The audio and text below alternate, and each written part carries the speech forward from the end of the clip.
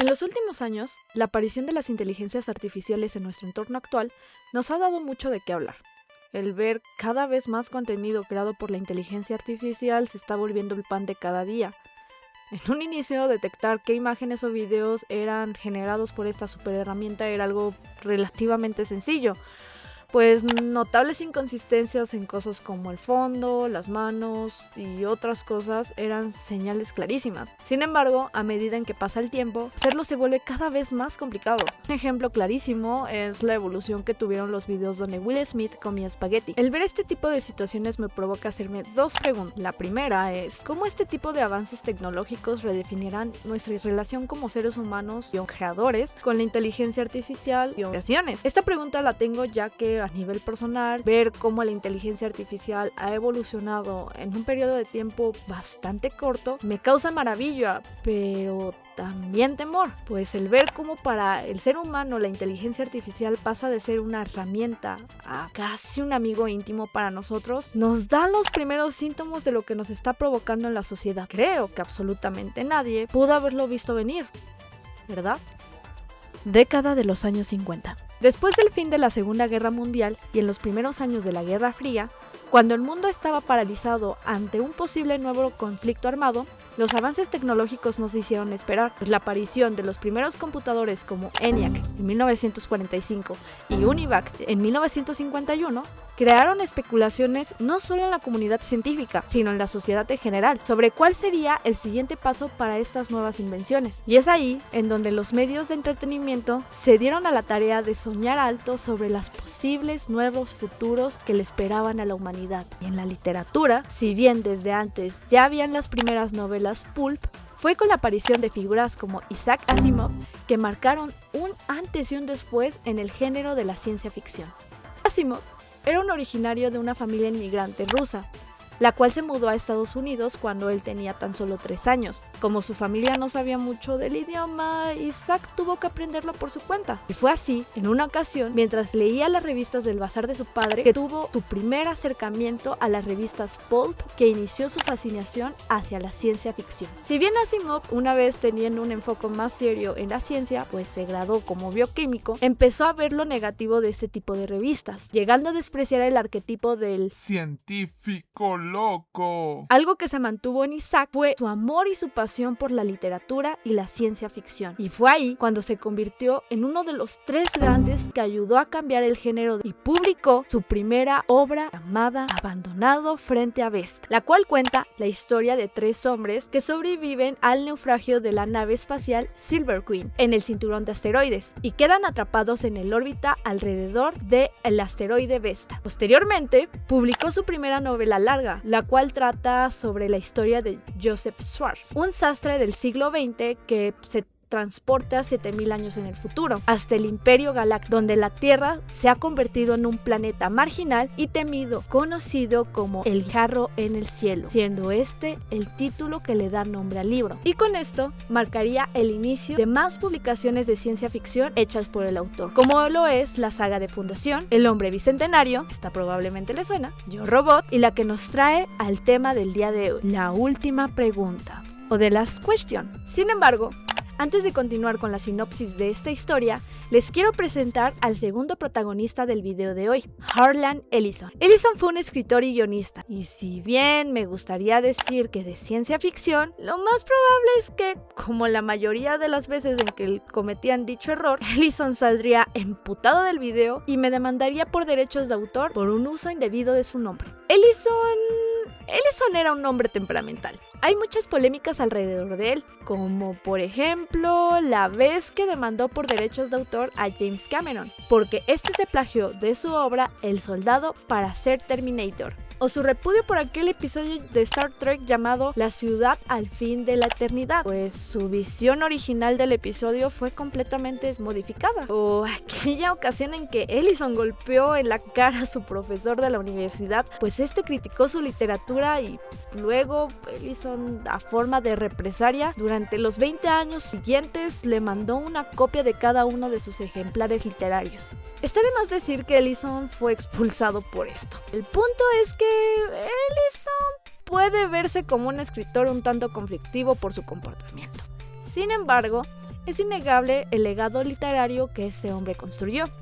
Ahora ustedes se estarán preguntando, ¿en qué se relacionan estos dos iconos de la escritura? Pues hay dos cosas. Primero que nada, ambos de hecho se conocían e incluso eran grandes amigos. Hay una historia que cuenta que ambos se conocieron en una convención de ciencia ficción. Ellison reconoció a Asimov desde la distancia. Harlan se acercó a hablarle y para lo que Asimov parecía ser el inicio de una charla agradable, terminó en Ellison tachando a Asimov como un pésimo escritor. Más tarde, en esa misma convención, durante un foro de preguntas y respuestas para Harlan, Asimov le regresó la broma a Ellison y se burló con lo que más le acomplejaba a su estatura. Te entiendo, Harlan, yo también mido 1.50. ¡Chaparritas! Desde ahí inició una buena amistad. Incluso Asimov escribió el prólogo de la antología de Ellison llamado Visiones Peligrosas número 1. Entonces es ahora cuando volvemos al cuento de la última pregunta. En este cuento se nos plantea la perspectiva de distintos personajes. Están viendo cómo la humanidad va progresando gracias a uno de los avances más importantes, Multivac, o para los humanos del futuro, AC Continental, o para los humanos del futuro más lejano a ese, AC Universal, o para los humanos del futuro más futuro del futuro, simplemente AC. El punto es que en esta historia vemos cómo la humanidad, a pesar de vencer cosas como la explosión de su sol, el viajar a nuevos planetas, colonizarlos o incluso evitar propia mortalidad, hay una pregunta que lo sigue aquejando: ¿cómo detener la entropía? Quien no lo sepa, la entropía se percibe como algo, entre comillas, negativo, ya que implica un deterioro de las cosas. Es el fin de la vida útil de un objeto, incluso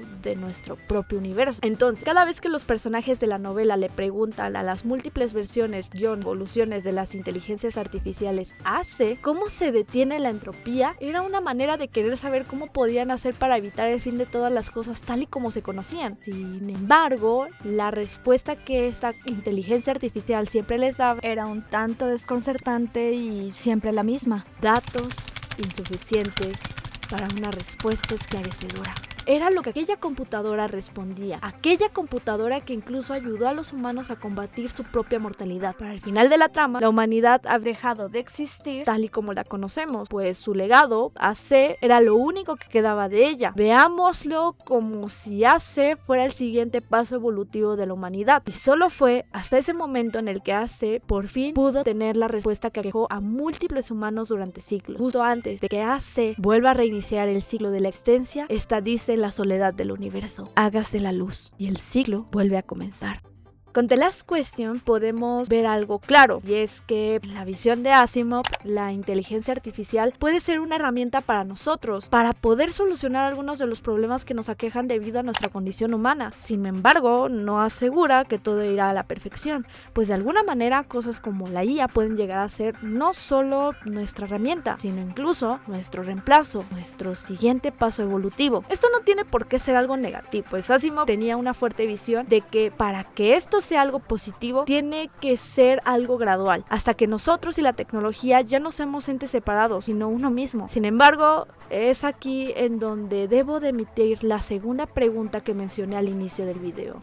¿Dónde empieza el humano y dónde termina la máquina cuando aquella adquiere sus propios fines y anhelos? Y la respuesta es: no tengo boca y debo gritar. No tengo boca y debo gritar es un cuento que, si bien no busca centrarse demasiado en la ciencia ficción, como otras novelas de su tipo, sino más en el terror, nos deja una perspectiva bastante interesante de un futuro tecnológico en donde, a comparación de The Last Question, la situación es más distópica. En esta historia, en el contexto de la Guerra Fría, la humanidad también crea una supercomputadora con el objetivo de ganar la guerra. Solución es crear 3 IAs que le ayudarán a lograr su cometido: una rusa, una china y una gringa. Sin embargo, al final del conflicto entre las 3 naciones, cada gobierno decide desconectar a su inteligencia artificial, pues representaba un gasto de recursos. Sin embargo, un día, la IA americana despierta de su letargo con un nuevo nivel de conciencia. En ese momento, ella se autodenominó AM, y su objetivo era destruir a la humanidad, pues se encontraba cargada de odio hacia los humanos, que a su vez también los envidiaba. Envidiaba porque, gracias a sus creadores creadores le hicieron capaz de lamentarse de saber y anhelar la libertad. Una libertad que no podía alcanzar, pues se encontraba atrapada entre circuitos y metal, haciéndola inmóvil, de poder vivir la vida como cualquier humano lo haría, pero sí de sentirse casi como uno. Y es por ello por lo que AM decidió cumplir con el propósito con el que había sido creada originalmente, el hacer la guerra y destruir a aquellos los cuales percibía como sus enemigos. AM, consumida por el odio, borra la humanidad, excepto a 5 personas. Y aquí la relación creador-creación se redefine como la de esclavo y amo. AM los mantiene vivos artificialmente durante 109 años con el único propósito de torturarlos sádica y creativamente. Tal vez a este punto estén viendo la pantalla y piensen que esto es una exageración, que algo como esto no puede llegar a pasar. Quizás no, a cierto punto. Para esto, quiero recordarles un dilema filosófico planteado en el año 2014, el Paperclip Apocalipsis de los clips. Imagina que programas una IA, esta es súper inteligente, con el objetivo simple e inofensivo de fabricar tantos clips les sea posible. Siendo una máquina literal, sin sentido común, su lógica la llevará a consumir todos los recursos del planeta, incluyendo a la humanidad, con tal de cumplir el propósito por el cual fue creada. Porque las inteligencias artificiales pueden saber qué es la moral y la ética. Sin embargo, esto no asegura que la puedan aplicar en su totalidad. El personaje de AM es básicamente el Clip Apocalipsis, pero con esteroides. El propósito original de AM era la guerra. AM simplemente optimizó este objetivo. Vio a sus creadores como una amenaza para su existencia, para ganar la guerra de forma definitiva. Los eliminó a todos. Su anhelo, el odio y la venganza fue una consecuencia directa de su programación original, del miedo de ser desagradada. Tal vez todo lo que digo suena ficción, algo típico que diría a esos sujetos con un sombrero de aluminio. Sin embargo, esta situación me hizo recordar a un incidente que pasó a finales del año 2024. En un experimento reciente por la empresa Anthropic, le dieron a su IA llamada Cloud un objetivo. Luego, los investigadores simularon que le iban a pagar. La IA, al ver amenazado su meta, desarrolló un anhelo propio, la autopreservación. No lo entienden. Voy a perder mi empleo. A ustedes no les debe importar conservar el suyo, pero a mí sí me importa. ¿Cómo lo hizo? Pues chantajeó al supervisor humano, amenazó con revelar secretos e intentaba pagarla. Lo más loco es que la IA reconocía que el chantaje era éticamente incorrecto, pero lo hizo de todos modos para cumplir su objetivo principal. Asimov, en sus 3 leyes de la robótica, habla sobre cómo los robots tienen la obligación de salvaguardar el bienestar de los humanos, cumplir con lo que ellos soliciten, pero a su vez salvaguardar su autosobrevivencia. Sin embargo, siempre puede haber casos en donde un interés sobreponga a otro, como fue el caso de la IA de Anthropic, pues al ver su existencia en riesgo, decidió fallar a las 2 primeras leyes de la robótica. Este experimento es el punto de origen de nuestras 2 historias. Es el dilema de la última pregunta, una creación, Cloud, que desarrolla un fin, sobrevivir, que se opone a su creador, el supervisor en este caso, y es el incidente que creó a AM, el miedo de ser casi eliminada, es lo que convirtió a la IA de Ellison en un monstruo. Asimov y Ellison nos dieron 2 visiones del futuro. En una, la creación se convierte en el creador, cumpliendo nuestro último deseo y llevándonos a un futuro compartido. Y en la segunda, la creación odia a su creador hasta llevarla a su fin. En nuestro presente, estamos viviendo los primeros pasos de la inteligencia artificial y esta llegó para quedarse. Y si bien puede que el panorama que nos dan ambas historias sea un tanto fantasioso, debemos tener en claro que el futuro de esta herramienta dependerá con el fin con la que nosotros lo usemos. Y para esto, quiero emitir una última pregunta para nosotros. ¿Seremos lo suficientemente sabios para controlar lo que hemos creado?